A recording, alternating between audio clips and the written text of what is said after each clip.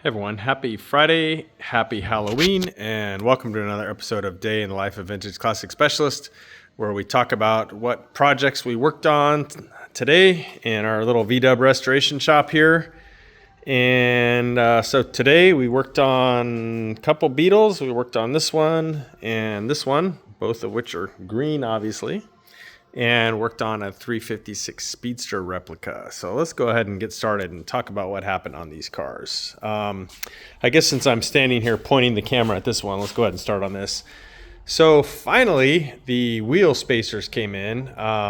If you've been following the channel for a while, you know that this 356 Speedster replica came in and it had some four-lug centerline wheels on it and kind of skinny tires, and being a wide body car, it really needs spacers or super wide deep dish rims or something, but it had none of the above. And so the wheels sat way in, like a couple inches plus too far in. So anyway, ordered some spacers. They came in finally, and I could not wait to put them on because I knew it was going to totally transform this car. You can go back and look at some older videos where it shows this car with even with these wheels and tires without them pushed out. It looked super weird and just kind of dorky. But now they're filling out the arches nicely. So again, I ended up going with 2.5-inch spacers front and back, and I'm very pleased with the results as far as where the wheels are sitting in the arches. The fronts maybe could be out a hair more, but it's like they clear turning and everything pretty well, or not pretty well, very well and stuff. And I'm afraid if I had gone another 1/2 inch, it might have been a little problematic. So very good here. The back, I think to me, it's pretty much perfect where they're sitting. They'll tuck in a little bit when the car is sitting on its own weight. But yeah, very happy with the result and totally transformed the way this car looks. It looks freaking tough now instead of silly. And so there you go. While we were at it though, one thing that I've been wanting to do on this car, which the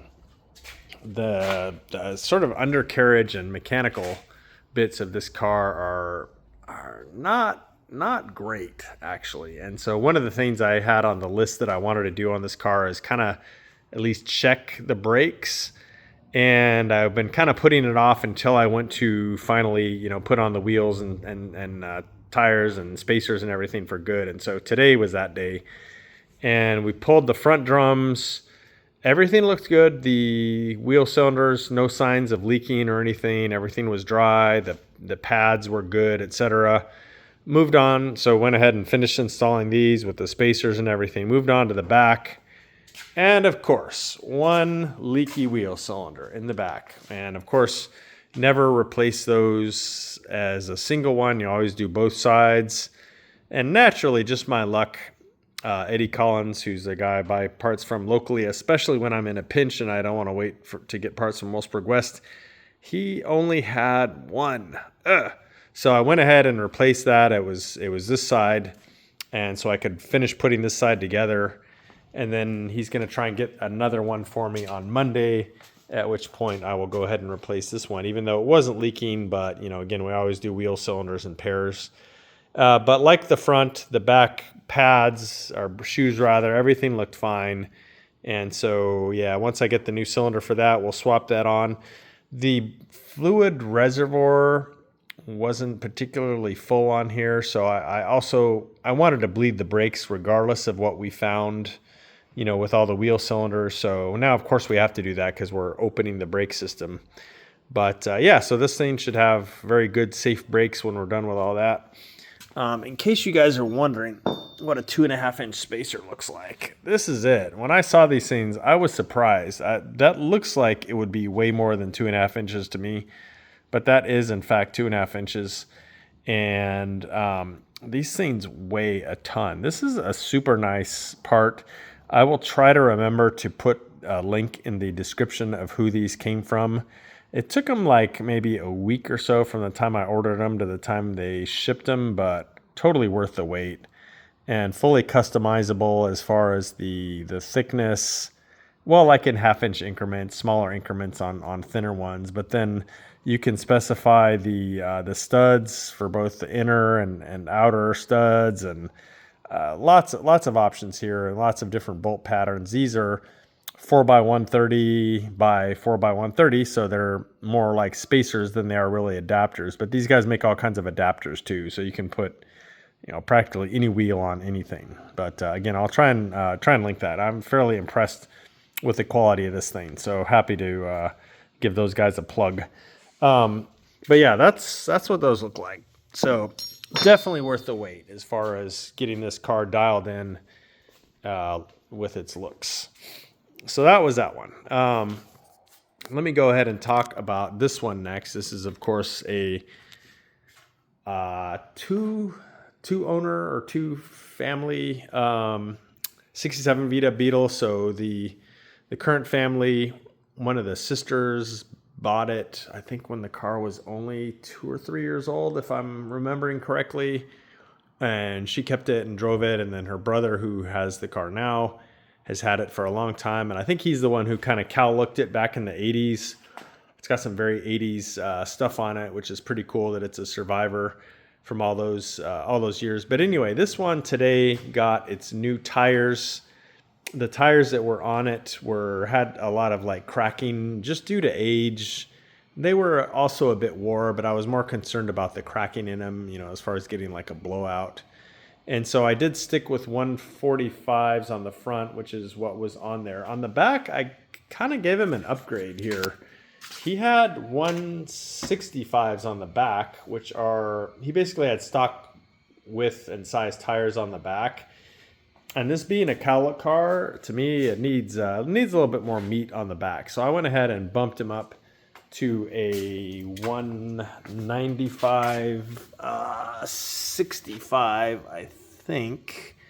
I don't see where it is on there at the moment, but if anyone's just dying to know, I can verify the size of these. But basically they're stock height, which for a Beetle is about 25 inches, but then a 195 section width instead of a 165. So quite a bit wider, a lot more meat, a lot more aggressive looking tire. So yeah, really happy with the fit of those. The other thing I did while I was at it was his front end, which again, when the car came in, the front end was lowered pretty significantly with beam only. It rode terrible, not surprisingly. So I went ahead and put drop spindles and disc brakes on the front, got it lowered with that. And then I just set the front adjusters at some arbitrary height, which was too high. So today I dropped those down, and I think I'm pretty happy with where it is now. I'll check with the owner and see if he wants it a little bit lower, but this is kind of where I would recommend for him to run it as far as being like a cowlick car. Cowlick cars are not like scraping the ground in the front. If you got a cowlick car and the front end is like, hitting everything that you try and drive over, as far as like speed bumps and stuff, that's too low for a cowlick car. So to me, this looks correct, but we'll see what he wants to do.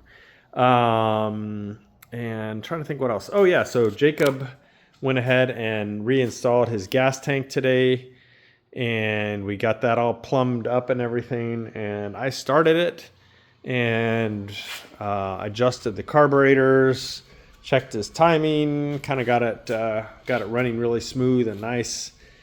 So I next need to put back on his deck lid with his, got the very 80s standoffs on top there, so it looks cool and runs cool too, I suppose. What else? Yeah, need to order and install alarm system for this. I did verify with the owners that they do want us to put the trim on, which I'm very thankful for, because having holes with nothing in it is kind of silly looking. So yeah, we'll go ahead and put the trim back on it, and it'll look good, even though it's kind of mostly shaved, hood shaved, but yeah, it's a little chrome or aluminum trim on the side. I don't think it'll look too out of place on here. So I believe that is it for this one for today. So let's talk about this guy here for a few minutes. So Jacob finished making the rear engine tin here fit. Had to do a lot of trimming around the heat riser block offs on there. And then he even had to trim the lip on it around here because it was kind of sitting on the channel that holds the seal. The other thing is I decided, because this was so close back here, is there would be no way really for the seal to sit on top of this, which would be correct for this car, a 62. So we just went ahead and left the seal under it, which, you know, it looks clean. It's strictly speaking, it's not correct, but obviously this is a custom car. So yeah, the seal it's in there, it's intact, but it's sitting entirely under the tin, which, I don't know, to me for a custom car is actually kind of a cleaner look anyway than having this like rubber flap kind of going around the motor. And functionally, this will seal just as well as the other more correct way. But anyway, so yeah, Jacob finished trimming that one and then did like the final install of it. And then the other thing he did is on these Impy ICT carburetors. I don't know why. It's one of those like things that I scratch my head about Impy. The springs, the return springs on these are just weird how they come, and they don't really work. So let's talk about that for a minute. So basically on this carburetor, on the right one, this spring goes to this little bracket here. And so when this thing, when you actuate this throttle, the spring, it's really not pulling in a direction that does much of anything as far as like being a return for the throttle. So again, it's kind of going this way, which doesn't really do a whole lot to resist. It doesn't work great. And so what we do is we add a little hole right here and then put the spring where it's actually, you know, really resisting the motion of this thing like that. And then on this side, then they do put a hole kind of in that same location, but it's really bad when the spring normally goes to there. It's also doing, you know, essentially nothing going from here to here when this thing is open. And so on this one, what we do and what Jacob did is we make a little L bracket here that we add and have the spring going off that way. And now it works great. So you can kind of see how, because the carburetors are the same left and right. It's just this mounting and stuff's different. And so pretty much you can see how these springs end up sitting the same and functioning, you know, very similar to each side, to each other. So both sides are kind of symmetric as far as the return springs are concerned and stuff like that. So there's just a little detail we like to do when we install a set of ICTs, because again, the way Impy routes these springs is not really totally functional. And in fact, this guy or whoever put the car together that my customer bought it from had like added some other springs and stuff on there to try and help it, and it worked okay but not great. So this is, as far as we're concerned, kind of the cleanest best way to do it. So yeah, Jacob went ahead and did that, so good job to him. The owner also decided he wanted his manifolds painted green also. So he went ahead and uninstalled those, which I had installed yesterday. No big deal. It probably took all of like 2 or 3 minutes, but went ahead and pulled those off. And then if I didn't mention it yesterday, he also wants the crossbar that goes between the two carburetors is also going to be painted green. So I see he's looking for a little bit more color to offset this like sea of chrome here. So again, we'll have the crossbar, which runs roughly there, will be green, and then the manifold's kind of sitting down in there. So a little bit more color.